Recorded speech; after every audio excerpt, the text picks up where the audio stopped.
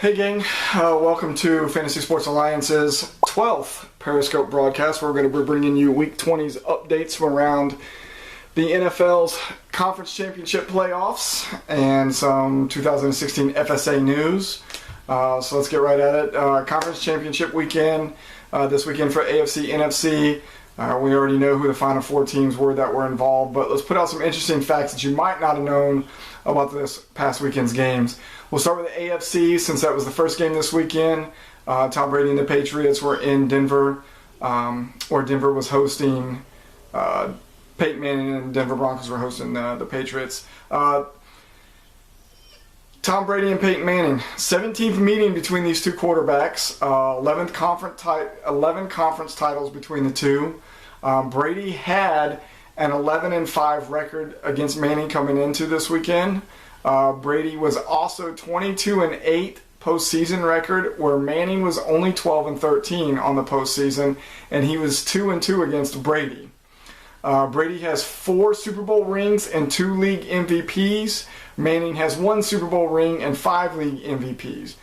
Brady's number 1 in postseason passing yards, while Manning is number 2. However, the home quarterback is 4-0 in the playoff meetings between these two. So that would be giving the advantage to Denver and Peyton Manning. So before we get to that part of it, head coach Bill Belichick did something he had only done 3 other times in the past 8 years. After winning the coin toss, instead of deferring the ball and accepting it in the second half, he took the ball first. And after the first touchdown by New England, Patriots kicker missed the extra point, something that only he and 5 other kickers hadn't done all year, had not missed a kick all year. And he hadn't missed an extra point in over 500 attempts. So as I said a second ago, home field advantage goes to the quarterback. Went to the quarterback again this time. Broncos win the AFC 20-18 over the Patriots. On to the NFC, Cardinals were at Carolina. Interesting note about this game, Cam had rushed for 636 yards during the regular season as Carolina's quarterback Cam Newton. Carson Palmer, the Arizona Cardinals quarterback, had rushed for 424 yards in 160 games, which is his entire 10-year regular season career. So think about that for just a second. Panthers dominated with a final score of 49-15. So the playoff ladder is almost complete as we're getting ready to look forward to Super Bowl 50 in 2 weeks. It's going to be the Carolina Panthers and the Denver Broncos, and they will be playing at Levi Stadium in San Francisco. Interesting fact about the Super Bowl, 12 out of the last 13 Super Bowls, including the one we're getting ready to have, Super Bowl 50, have featured Tom Brady, Peyton Manning, or Big Ben as the AFC starting quarterback. So looking at the storylines that are here in Super Bowl 50, we've got the young Cam Newton versus the old Peyton Manning. We have the almost undefeated Carolina Panthers with the just barely squeaked in as the number 1 seed Denver Broncos. And we have the Dab versus the Omaha. And like I said before, they will be at Levi Stadium in San Francisco on 7 February. But before that, don't forget about the Pro Bowl, which is returning to Hawaii this year and will be played this upcoming Sunday. So that ends the NFL news. You have the Pro Bowl next week. We'll have a short little story about that, and then we'll talk some more FSA stuff, which is what we're getting ready to do right now too. So last week I mentioned the FSA playoffs are going to expand to 24 teams, so I want to elaborate on that a little bit more. So our hope is to have the 60 teams next year spread across 5 or 6 different regions. So we're going to expand to 24 teams, and here's what it's going to look like. We're going to play 11 regular season weeks, maybe 12 regular season weeks, with a total of 13 games happening in that 11 or 12 weeks, which means we're going to have 1 or 2 weeks where we're going to have doubleheader games to make sure we get our 13 in. The point behind that is to make sure that everybody plays everybody inside their division twice and everybody outside their division once, with the hope of that we're going to have the 6 10-team region leagues. What that's going to mean is 2 5-team divisions in each one of those regions. Everybody inside your divisions play twice. That's a total of 8 games. Everybody outside your division once, total of 13 games. And then what we're going to do is we're going to take the top 2 teams from each one of the divisions in each one of the regions, and we're going to have a regional playoff. What that's going to look like is the number 1 team from one division is going to play the number 2 team from the other division, and vice versa on the other side. We're going to play the 2 weeks that it's going to take to get us our regional champion. And then we're going to take the 6 regional champions into the FSA quarterfinals.